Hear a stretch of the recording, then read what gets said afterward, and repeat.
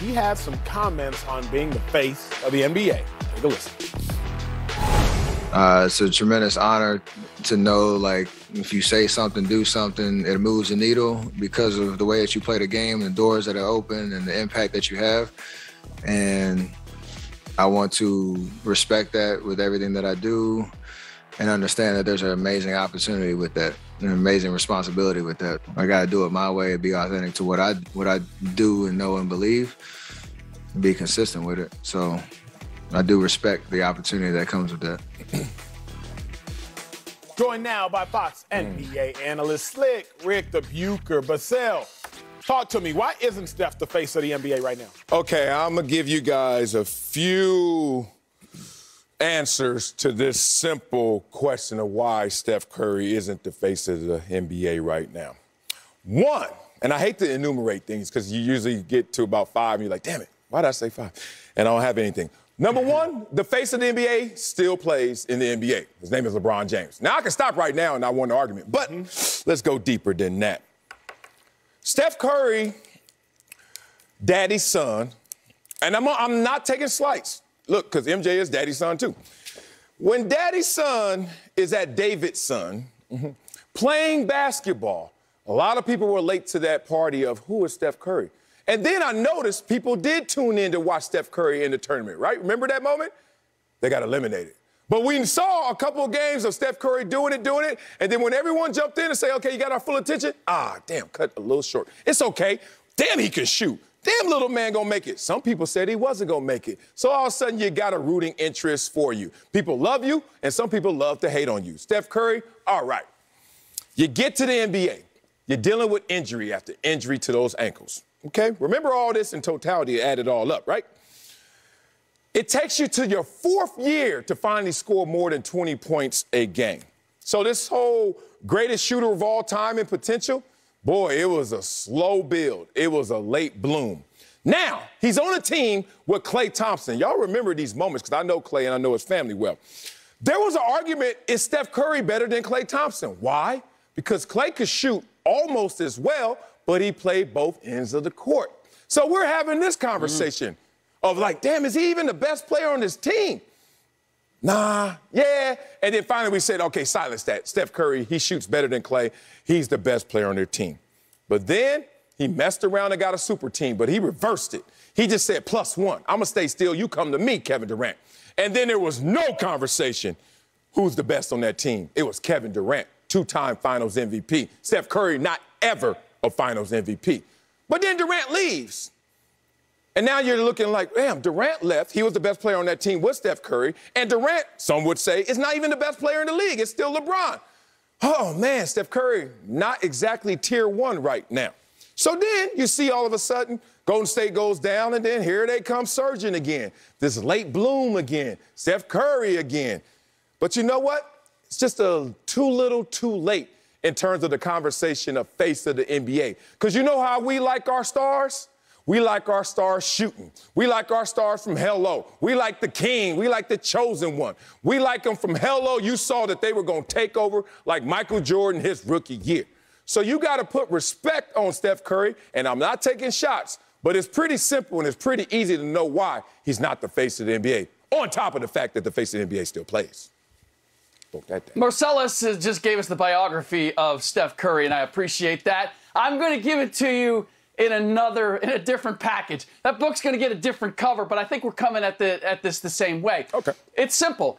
He isn't the face of the league right now because we got to see the opportunity. You just talked about LeBron James having to share the stage. We got to see Steph Curry on the stage by himself last year for the most part, and he couldn't even get that team to the playoffs. It was dramatic in that they almost got there. They got to the play-in game, but the reality is he couldn't get them to the playoffs by himself. That's not a dominant player. Year before, he's not even visible. So that's why he isn't the face of the league right now. The reason that he hasn't been is the fact that he's never been, to Marcellus's point, he's never been the most dominant player in the league, ever.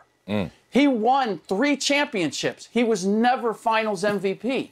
He's won league MVP twice. He was never regarded as the best player in the league at that time. Steph Curry is probably the most unique superstar, championship winning, in the conversation for top 10, top 20, top 30 players all time, the most unique we've ever seen, because he's not a dominator.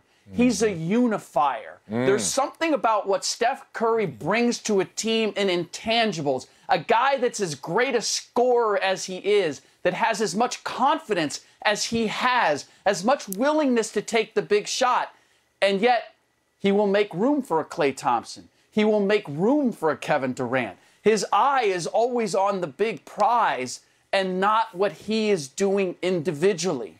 And that's a very unique ability and mindset for a player of his caliber. But it's also the secret to his success.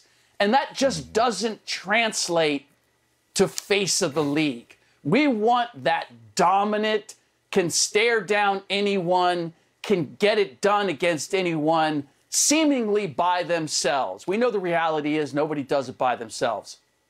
But it's clear to us that Steph Curry does not do it by himself. And that's why he and the Golden State Warriors could be the team of the league, the faces of the league, but he is not the solo face. I love this show. I love this show. Can I see Marcellus?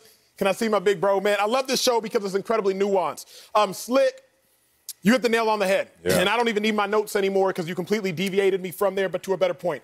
The reason Steph Curry is not the face of the NBA is because I don't think our society gravitates towards what Steph Curry is best at.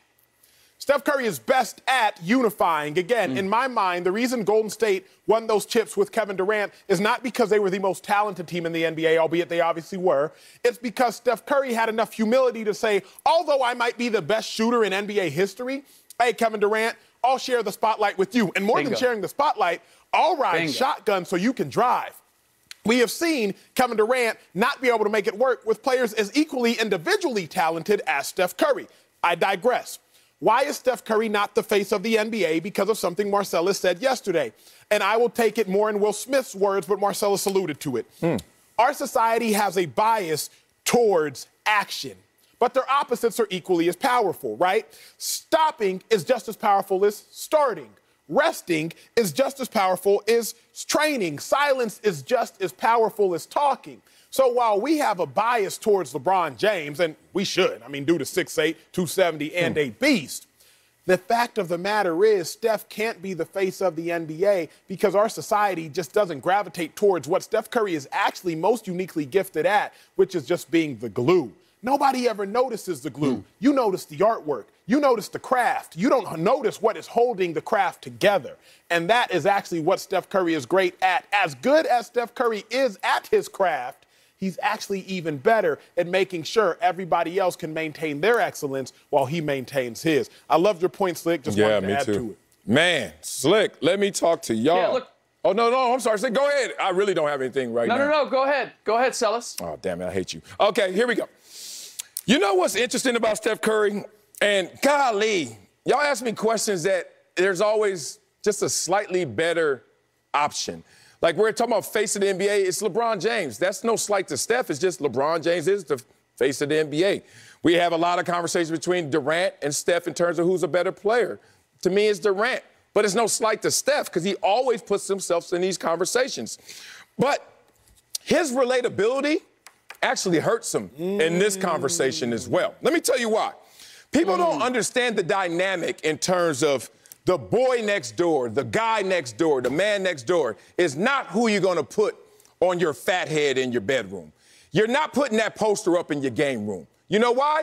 It makes you feel good. Like, damn it, the dude that I just saw, the dude who looks just like me is doing it. But we don't like sports for that reason. We like sports because we want to see the extremes exaggerated. That 0.1%. We want to see big, fast, strong doing something insane all the time as sports becomes a microcosm of life, right?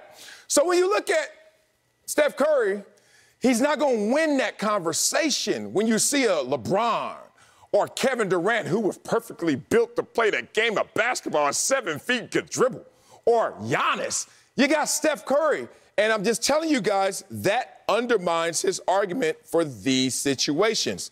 My last point is this. This is why Steph Curry is amazing.